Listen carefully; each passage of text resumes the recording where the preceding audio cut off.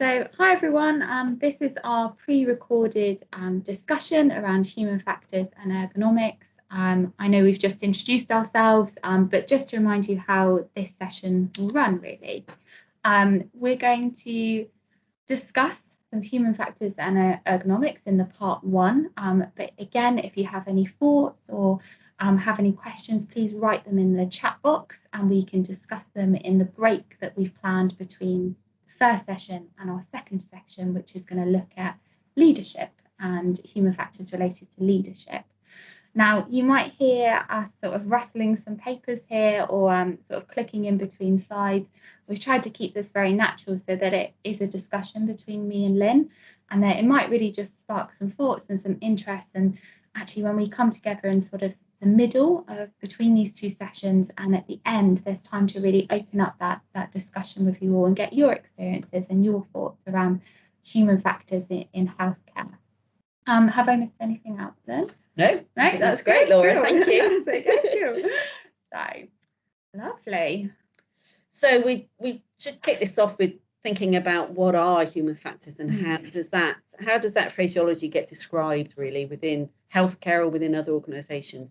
There's many different definitions or descriptions of human factors out there. I quite like this one, and this one's offered to us by the Clinical Human Factors Group, who are a really useful resource of information that I would urge you to log on to their websites. We will give you a slide at the end with some useful information or further resources, but Clinical Human Factors Group will tell you a bit more about how they got established in a little while.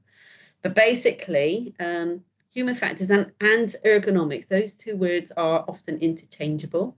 They mean subtly different things, but they are often interchangeable. And it's all about the organisational, the individual, and the environmental and the job characteristics. How do they influence our behaviour? And how do we understand how that behaviour is influenced in the way that impact on safety? Again, just stealing some useful information from the Clinical Human Factors Group website. They've sort of expressed their mission, and I quite like this because it starts to break down three of the elements you might start to think about within clinical human factors. There's a real focus on design for safety. Thinking about how do we ensure that that's where the ergonomics probably comes in. How do we ensure that what we're doing is done within as safe as possible an environment, both within how we procure equipment, how equipment is designed, how our work areas and spaces and hospitals are designed, and how does that reflect in the delivery of care. The learning from success and failure, I think that's probably what we all know the most. And probably the learning from failure, sadly, is the thing we know the most. And we're going to talk about that because there's a real move towards trying to think, how do we learn from success as well as from failure? And then this whole idea of another real important part of all of our missions around improving safety for ourselves and our patients is this promoting human factors as a science and as a way of analysing what's going on around us. I think the second two of these are probably moving forward in our organisations and in healthcare as a whole. The design for safety is still a little bit sort of behind the curve probably, and as certainly as healthcare providers and purchasers of healthcare equipment, we probably could influence that a bit more. But it's interesting to think how could that move forward a bit more. We often think about human factors and it's such a broad, wide-ranging kind of conversation quite often. And naturally, I think as humans, we like to try and put things in a way into boxes. And the science of human factors starts to give us some examples of common models that might begin to help us understand or break down the human factors that are involved in the work that we do every day. However, I think this is like a pie, if you like, and each slice of this pie is something to consider in its own volition. But clearly they all interact and rely on each other. So you can't have good teamwork without good communication. And if one of these things breaks down, the whole thing starts to break down.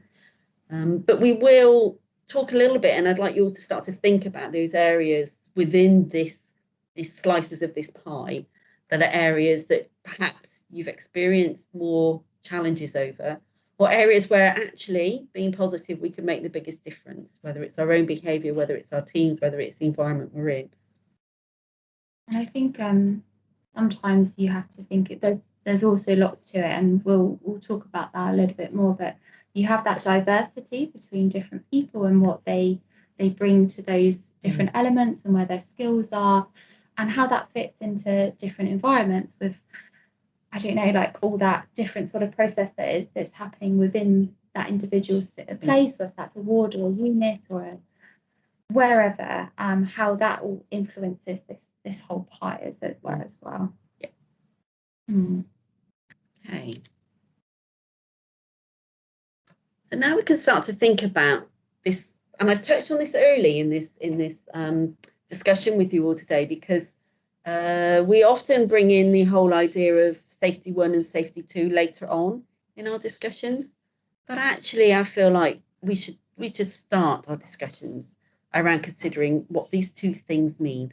Many of you will have heard these phrases, and just in summary, I think safety 1 is an approach to looking at patient safety, which really focuses on when things go wrong. And the whole aim of a safety 1 approach to healthcare is to aim that as few things as possible go wrong, and that we react when things do go wrong, and we try to find out why they went wrong. And the underlying kind of philosophy is maybe that humans in this situation are predominantly seen as a liability or a hazard. And that the safety 1 approach would kind of, in very broad terms, be we need to fix the humans. They need to do better. They need to learn more. They need to not make mistakes. They need to kind of focus on getting it right. Whilst maybe thinking about what else led to them to be in a position where they couldn't do things as well as they would like to. But it's all focused on that when things go wrong, and how we can stop those things going wrong, and how can we learn from when things go wrong. The safety 2 supporters would say, actually, perhaps we should twist this on its head and start to talk about what we want is as many things possible going right, being the underlying philosophy, and actually that humans are seen as a resource and necessary for a flexible system and for resilience, and that humans aren't the problem in it, they are often the solution in it, but we need to recognise. And the system we work in is healthcare. Not only are we humans delivering the system, if you like, delivering the treatment, delivering the resource, humans are our output. We're not making a car here, we are making humans better if we can, or providing care for humans. So this safety 2 notion is really turning things on its head a little bit. But what's interesting is how much resource and time has to go into the safety 1 approach, which is all about learning from error, stopping error, dealing with harm events, versus the safety 2 approach, which would sort of turn more into the, 99% of the time things actually go right. Wouldn't it be interesting to understand more about that, rather than spending as long trying to find out when the 1% of the time things go wrong? And there's quite a lot being written about this now, and it's really worth considering, where does this fit within your organisation, and what examples have you seen of this different approach to safety? And the reason I think it's interesting to start to think about this is when you start to read up on human factors science or ergonomic science, one of the things that they start to ask yourself is, what sort of system do we work in? And it would classify this maybe in 3 simple ways. There's a simple system, for instance, ballpoint pen. It has a very specific purpose. It works in only one way, and you can absolutely see what it does. There's no ambiguity about this bit, and that would be described as a simple system. And then there are complicated systems, which we're told are those things that have got a combination of lots of different systems. They might be made up of a number of simple systems, but they have to all work together. And it's sort of defined by the fact that each component can be taken apart and put back together, but there is some level of expertise needed to use this. So, a refrigerator maybe. But complex systems require procedures to help us understand and navigate our way through the complexities of those systems. There will be some human variability, and actually some aspects have got more than one function, and it needs this responsiveness and adaptability. And I think there's no doubt that healthcare is one of those complex systems. Many of you will have seen this, and this really touches a nerve with me, because it just makes me feel like this is the days we have at work where we try to understand how do we go about getting anything done. And this image that was done by the King's Fund a number of years ago now tries to give a bit of a kind of structure, if you like, or a very, very visual explanation of actually what is the NHS in England like, and what is it made up of, and what are all the components. So there's no doubt this is a complex system, and therefore we need to respond to that and understand that in a different way to if we were just focusing on a very small part of it. Sometimes we can influence a small part, but sometimes we need to be very mindful of all of the rest that's going on around us. So there's a few ways to tackle this, and if you read up around human factors engineering, or human factors and ergonomics, or human factors science, you'll find that we've naturally tried to adapt some systems and processes and ways to analyse what's happening, so that we can make some sense of that hugely complex situation that we've just described. And one such example of this is the SEEPS model, which has been adapted in more recent years to the SEEPS 2.0 model. And this is basically a way of breaking down the complexities of the work that we do, and the work that we do with our patients, and indeed the work we do with each other, and the work that all our organisational departments do. It sort of talks about these work systems and this understanding of all the different elements that would make up the environments and the systems that people work within. It's really good that they've added in more recently this bit around processes, thinking about this collaboration between the patient and the professional, and the increasing importance of what they call patient work. So the patient involvement in what we're doing, and what the patient actually does for their own sakes and for their health and well-being, and they're moving to the outcome that is required. And the outcomes element of this is an interesting one, because you can think about outcomes in a number of different ways. This does touch on the fact there might be desirable outcomes, and it's really interesting to apply a SEEPS model to understanding where outcomes have been desirable. So that links back to our Safety 2 approach. And this also talks about outcomes are important for the patient, what was their outcome, but actually also what was the outcome for the professional or the staff member involved, but also organisational. Let's not ignore the fact that our organisations and our institutions and the wider NHS is impacted by either positive or negative outcomes.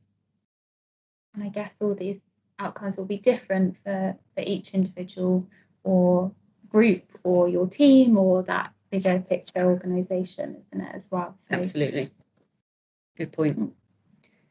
So Laura's going to just talk a little bit about. So we kind of talked about this a little bit earlier, and decided that we couldn't not speak about Elaine Bromiley and her husband Martin. And I'm sure lots of you are really familiar with this story, and we're not going to sort of play the footage, but the link is there, and we can share that afterwards if any of you haven't seen this before. But I guess just to give you a little bit of a background to this story, in that Martin works in the aviation industry, so like sort of health and safety influential in that sort of system. And obviously we've talked about those complex systems, and aviation definitely fits into one of those complex systems. And Martin's story was that his wife Elaine was coming into hospital for a routine operation, and essentially there wasn't, the risks for her anaesthetic was deemed very low, and that there wouldn't be any sort of perceived problems that may crop up, and no sort of high risks identified for her. And actually during that sort of intubation process, it actually all went horribly wrong. And I guess for sort of, I think it was around 20 minutes, they attempted to achieve a stable airway, and they were in that horrible situation of that, not unable to ventilate her properly, which I guess, so from critical care nurses here, I think we've definitely experienced that before, and I'm assuming lots of you guys would have seen that in your roles and your experiences, and how horrifying and scary that is. But essentially there was a very long period of time when her oxygen saturations were around the 40% mark, obviously exceptionally worrying. And she survived, but actually suffered a hypoxic brain injury, as you can imagine, and subsequently sort of died just under 2 weeks later. Now, when they sort of looked back at that, they found actually there was quite a few key themes that were coming out from that situation. Why was it that actually Elaine's SATs were sort of sitting at 40% for quite a prolonged time? Why actually we were in a situation where we couldn't ventilate this lady? What was happening in that situation, and actually, you know, what could have been maybe done differently to try and prevent that? Is there anything you want to add to how I've described that? No, that's a good summary of what we know of that situation. Yeah, and you know, this was, I think, 2007 now, so you know, we've had quite a long time of learning from this event. And I guess there was kind of some key themes that did develop, and that was in terms of the communication between the team members. There was the anaesthetic lead and the theatre nursing staff as well, and actually who was noticing what, and who was actually, there was some issues around fixation in terms of actually we need to intubate, we need to get this tube down, and actually, well, what else was going on? And also whether there was a sort of a plan B. And actually, I think we've, you know, I guess in my experience in critical care, you always think about that, don't you? Okay, so what's our plan A for intubation? What's our plan B? What's our plan C? And we're already thinking ahead of that a little bit.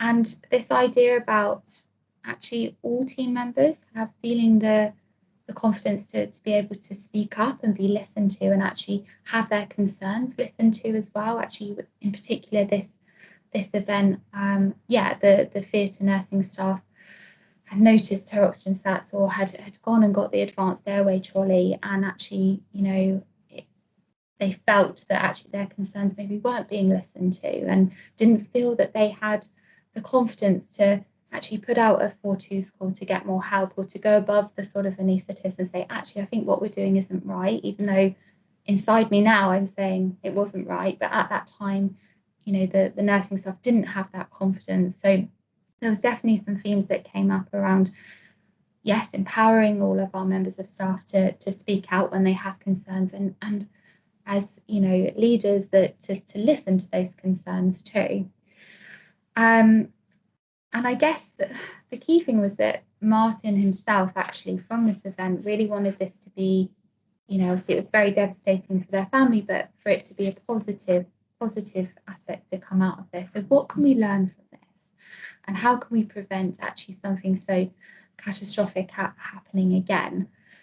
And, you know, I think on the back of Martin and his background in aviation, he was very key to understand those sort of processes and understand those themes to try and prevent, you know, an unnecessary death or harm coming to patients in the future. Is there anything you want to add on that, then?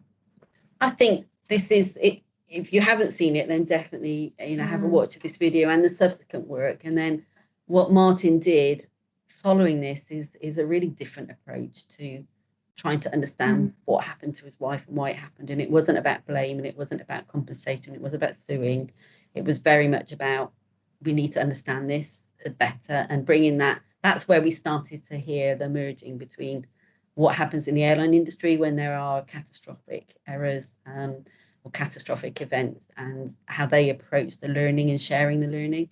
So this was like a game changer in a way, I think, within healthcare. And Martin was the key person that set up the clinical human factors group that we mentioned earlier. So his influence and this situation has continued to influence what we're doing now, I think. So definitely worth reflecting back on. And it's always every time you watch it, it makes you think. Yeah, really, absolutely. even now.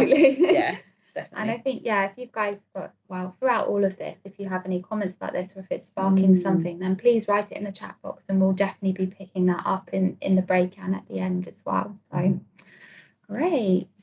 Oh, there we go.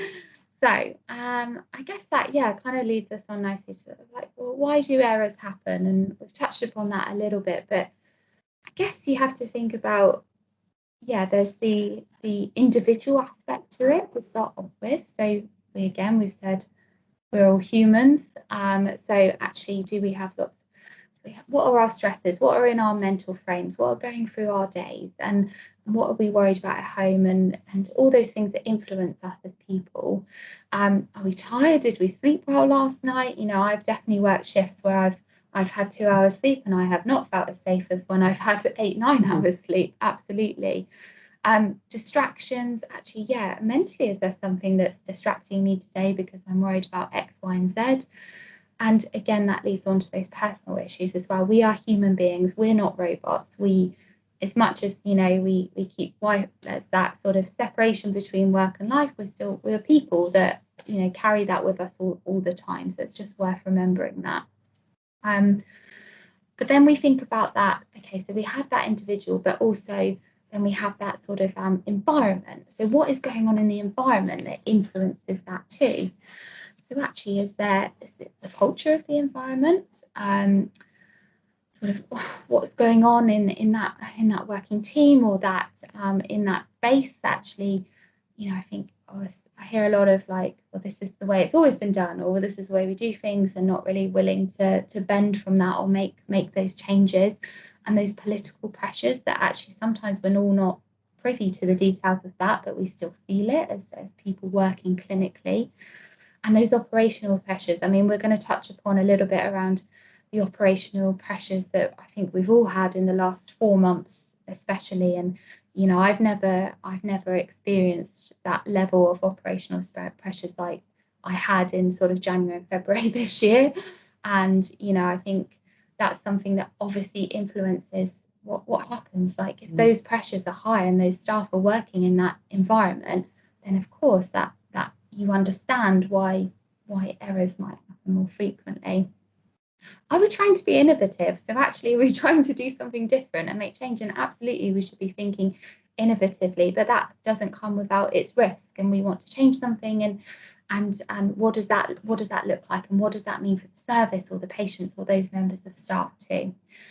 A routine which I've spoken about, and that sort of, yeah, the patient expectations. I think about maybe the times myself I've made errors and I reflect on those, and sometimes I think what was going through my day that day. And I may have had, you know, a patient that maybe was expecting to go for a procedure or surgery, or to have some sort of intervention, and you shouldn't underestimate the sort of the stress that can make you feel as that professional, trying to get the best care for your patient, and they have an expectation of what that care is, and that they'll have this procedure done or this scan, and you carry that as a professional because you want them to have good quality care. And there's that whole influence from the media as well. Like, I guess we've gone through the last year of having quite a lovely media profile in terms of the NHS and what that means, but that isn't always the case and always hasn't been the case.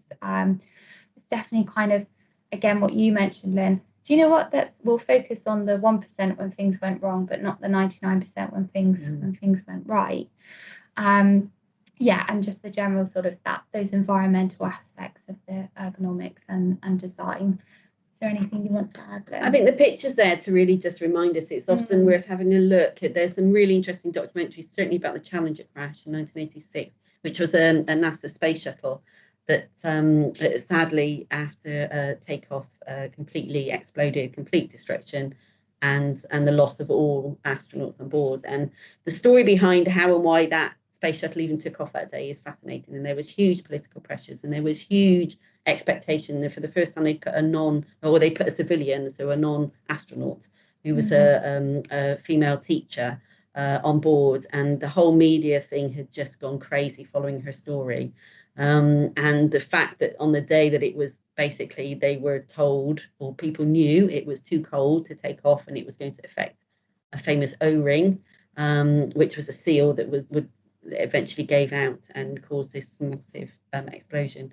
That information was known, but still they took off, and still it went ahead with that risk, and nobody did that with the intention of causing so much harm and destruction. But there's very interesting to understand the political pressures, the motivation, the expectations, the media pressure, everything that was going on around the decision making of those who had to say it's a go.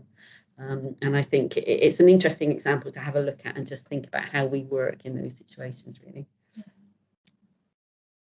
Yeah, so Foresight. So our buckets. So I guess there's 2 models that we're just going to show you very quickly, which I think, yeah, again, you can't really talk about human factors without showing you these. So essentially, the fuller your buckets, the more likely something will go wrong. And I mean, I always think of these because I think they look like buckets of poo, and that's how we've described it before, isn't it?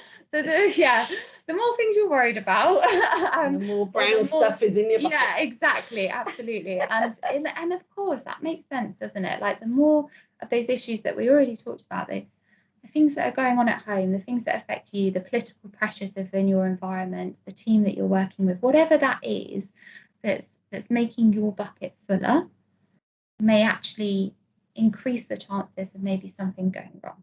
And that's just the, I guess, face of us being humans and being human beings.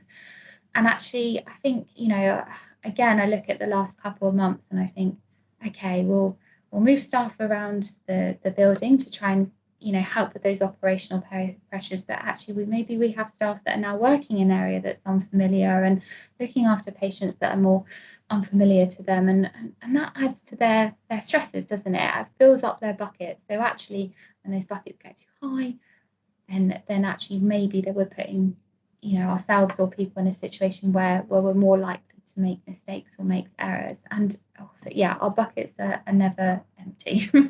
Be interesting to see your thoughts now and in our chat in a little while about what you think we can do about this, because people will often say, well, it's all very well, but what can you do about it? Yeah. And it's interesting to hear from you all about strategies that you think you have done that help to take a little bit of the poo out of the bucket so that people can actually keep working reasonably safely, potentially. So let us know what your experiences of this type of thing is. And then, of course, like I'm sure you've all seen this before, but that sort of Swiss cheese model of accidents. So when the holes all line up, something will fall through, and you know, a patient safety incident or a mistake can happen. And often we have all these sort of layers within healthcare to help mitigate those risks and how to prevent errors. But actually, there will be times when actually all the stars align for the wrong reason and something slips through the net. Absolutely. Oh, lovely. There we go. I think what's interesting on that last slide is, and there's a different version of that slide that sometimes gets shown, which actually this last layer, the last slice of cheese, if you like, that's us, that's the staff. We're the last people before that wrong drug gets given to that patient, if you like. And so we're relying heavily on that last line of defence, being a human, who we've already said are human and are likely to fail at some point because we're human and we will.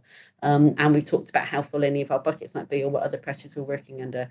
So in a way, if all the rest of the defence falls down, then it puts even more risk, really.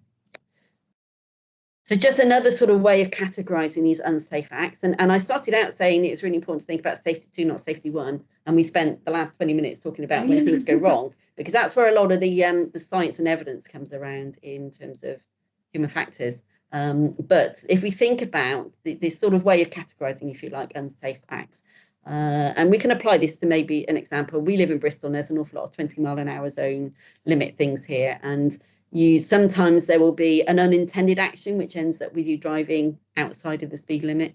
Or it might be an intended action. You might intend to do that.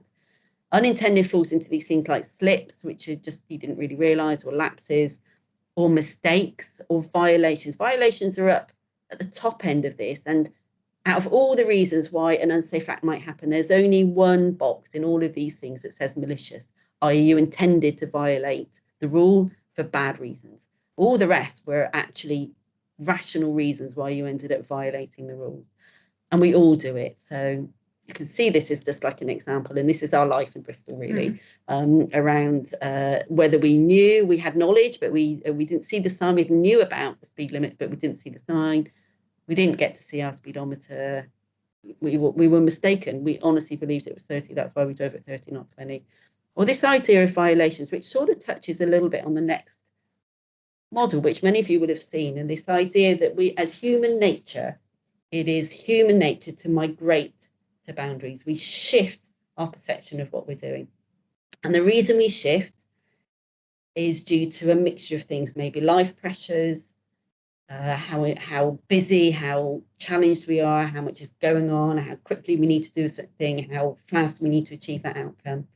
What we perceive as our vulnerability. Vulnerability can be around literally You know, will I die if I drive too fast? But it could also be, will I get caught?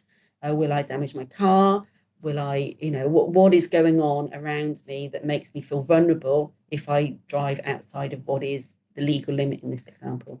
And it could be a belief system. It could be that actually, do you know what, 70 miles an hour, there's no evidence behind that being any safer than 75. I've read the research. I understand if I crash at 70, I'm just as likely to kill myself or somebody else as if I crash at 75. So why would I not just push it to a limit? Do I believe that I'll get caught? Do I believe in the rules of the road? Do I disagree with the way that they're put in place? What is my underlying belief system around this particular rule, or rules in general, maybe? We talk about this sort of shifting slightly, really. And what happens is it's human nature that we start off driving within the legal space. Let's say we work within the guideline. We do the thing it's told. And perhaps as novices, you would. First drive your car, you probably are not to even hit 70 on the motorway. But actually, once we get all the other things that come along and start to push us, we start to drive outside of the space. But it's the norm. It's illegal, but it's the normal space, probably somewhere between 70 and 75. Everybody knows the speed limit, but actually most of you drive at 75. There'll be so many reasons for that, and everybody will come up with one of them. And then that's the new norm. So that's where we are now. So now we push that boundary into this illegal space. There is no doubt that 80 miles an hour is 10 miles an hour above the speed limit, and you might get caught and be in trouble if you did that. So if that then becomes the new normal, actually, because cars can do that. It's comfortable in our cars. It's easy to drive at that speed. And then because we're humans, you know, we push that boundary and we end up in a very unsafe space. Something might happen to bring us right back to the 70 miles an hour, and it might be bad weather. It might be the situation we're in, who's in the car with you. If you've ever driven your newborn baby home from hospital, trust me, you go about 10 miles an hour everywhere. But, you know, the rest of the time when I'm on my own zipping about town, I might go above the speed limit here and there because I have a lapse or a slip. And this is human nature. And we can apply this. I think it's really interesting to think about. I had 6 people in my garden. The 7th person arrived. I fully well know what the legal space is, and it's 6 people in my garden as of this weekend. But actually you know what, I turned up at my brother's and it was already 6 people there. I'm the 7th. Does that make it okay? So then I did my whole belief system and perceived vulnerability and life pressures and decided if I stood in another spot and one of them left for a while, that was probably okay. So if we say 7 people's all right, well, then actually, why is it not 8? Does it move to 9, 10, 20? What does that look like? And I think COVID has made us look at all sorts of boundaries, and everybody's thinking about what do they mean for us and who and how are they perceived. This just reminds us that these unintended actions are either automatic and there's no conscious choice of it, or there might be a conscious decision to carry the action, not necessarily for a bad reason, because you may or may not be aware of the consequences. It's often worth considering this when you see what's going on. If we start to think about teamwork, and that was one of our little chunks in the pie, we think about how do teams get from a novice team who take longer to achieve something and are doing things very methodically or very slowly, or to a lesser quality of outcome. How does that move from that place to a place where it's all singing, all dancing, world record beating? And we are deliberately putting an F1 example here, not least because I like to talk about this stuff, but also this is often used when you read about human factors or you go to other sessions on this. You'll often find people from those kind of high performing teams coming to talk and very interestingly talk about how those teams get from one to the other. And I guess I would just like to ask you all to start to think about, how do you think a team like an F1 team gets from the place where they're servicing, one person is servicing an old car on the side of the track, to the highfalutin, high spec work that happens in 1.91 seconds pit stop to change all 4 wheels in a F1 race now. And it's worth thinking about those teams. And I just really like you to start to think about what examples you might give for what's got one to the other, because there's a lot of reasons why this has happened. And what can we take from any of that? Perhaps we can discuss that in our break bit. So let's think again about this safety 1 and safety 2. We are moving towards a point where we're going to give you a bit of a gap. And just think about here, I think what's really important is this part of this that talks about humans are seen as a resource, which is necessary for this flexibility in the system and resilience. So within that, we have to work with humans to understand how best they can do it. Mm-hmm. And it feels like that's probably a good place to have a little break. We've covered quite a lot of topics. And we're going to invite you now to join our live halftime session, where Laura and I will be having a chat and hearing some of your thoughts, and then we'll come back to the second part of this session.